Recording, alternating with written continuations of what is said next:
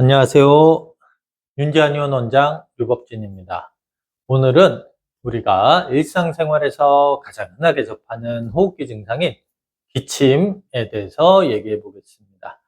기침은 한 번도 해보지 않은 사람이 없는 가장 흔한 증상이에요. 기침 자체는 우리가 이제 폐 기관지에 이물질이 있으면 이걸 배출하기 위한 우리 인체의 가장 자연스러운 방어 현상이고, 기침을 하지 못한다면 이물질을 뱉어내지 못해 큰 문제가 될 수 있습니다. 몸 안에 이물질이 들어온다면 기침 반사라는 게 작용해서 자연스레 배출해내는 거죠.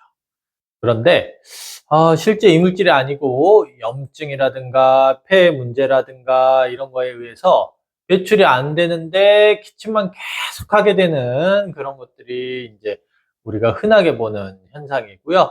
그러다 보니까 원래 기침은 좋은 건데 기침 때문에 고생하는 경우가 아주 많습니다. 그래서 우리 아이가, 우리 부모님이 이제 우리 가족이 기침을 할 때마다 이거 괜찮은 건가? 병원에 가야 되는 건가? 궁금할 때가 많아지는데요. 그렇다면 우리가 일상생활에서 기침 소리로 이런 증상을 구분하는 법을 한번 얘기해 보겠습니다.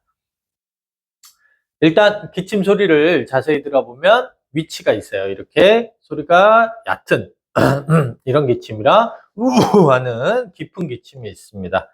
얕은 기침, 가장 위에서 나오는 건 코예요. 코가 가려워서 나오는 재채기가 대표적입니다.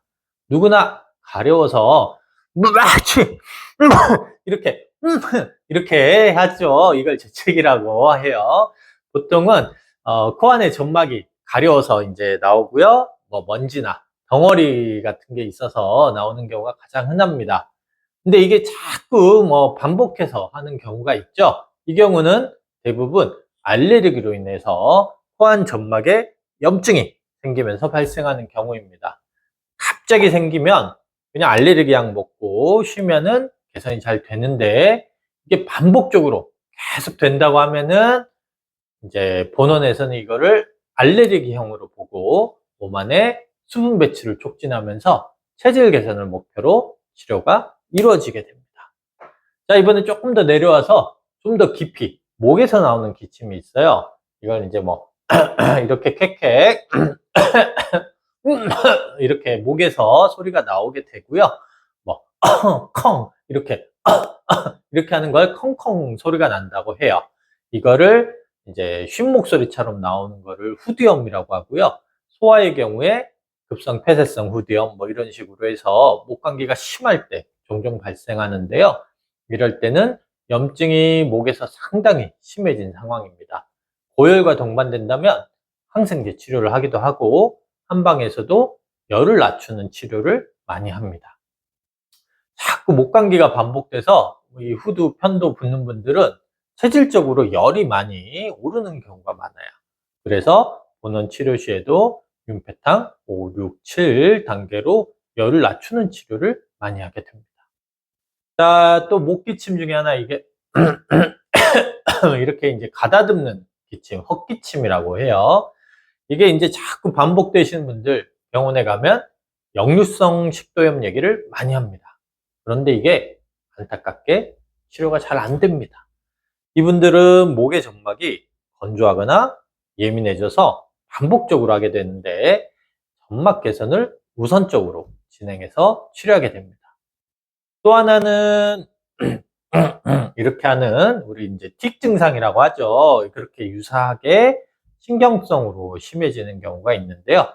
그런 분들은 내원하시면 자세히 얘기를 나눠서 현재 상태를 개선하고 몸 상태에 맞춰서 좀 상황을 개선하는 쪽으로 초점을 맞춰서 치료하게 됩니다. 자, 다시 이제 기침 소리를 조금 더 내려가 볼게요. 좀 더 깊은 기침이에요. 이제 뭐 이런 식으로 깊은 기침 소리가 들으면 좀 더 크고 강하고 힘든 느낌이 있고요. 가래가 섞여서 나오는 경우가 있는데요. 이 경우는 기관지염, 폐렴 이런 경우가 많습니다.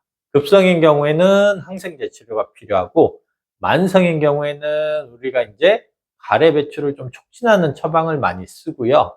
만성 환자분들은 열을 낮추기보다는 가래를 좀 묽게 하거나 배출하기 이제 쉽게 기운 자체를 올리는 치료가 위주가 됩니다.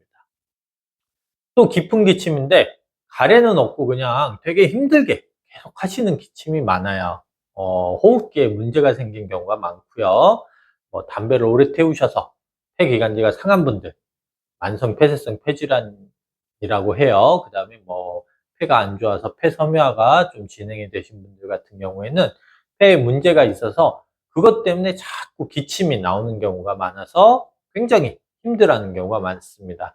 이 기침 센서가 고장난 상황이고요. 당장은 기침을 좀 억제하는 약으로 완화를 하지만 또 별도로 우리 폐의 문제를 개선하는 게 중요하겠습니다. 그리고 자 이제 위치에 따라서 기침을 좀 얘기를 해봤는데요. 일단 기침이 이유 없이 오래된다면 병원에서 검사를 먼저 해보셔야 돼요. 왜냐하면 폐렴이나 결핵 같은 것들이 아닌지 확인을 하셔야 돼요. 그리고 기침이 나올 때 마스크를 착용을 하시면 물론 숨이 차면 답답하겠지만 그래도 마스크가 있으면 감기 전염도 좀 줄일 수가 있고요. 마스크 쓰면 공기가 안에서 이렇게 돌아요. 그러면 마른 공기, 건조한 공기가 좀 촉촉하게 유지가 돼서 마른 기침 하시는 분들한테 도움이 좀 될 수가 있어요. 그래서 병원에 또 큰 이상이 없는데 기침이 자꾸 반복된다고 하면은 앞서 얘기한 것들을 좀 참고하시고요. 다음에 혹시 불편함이 있다면 저희 한의원에 오시면 자세히 얘기를 더 해보도록 하겠습니다. 감사합니다.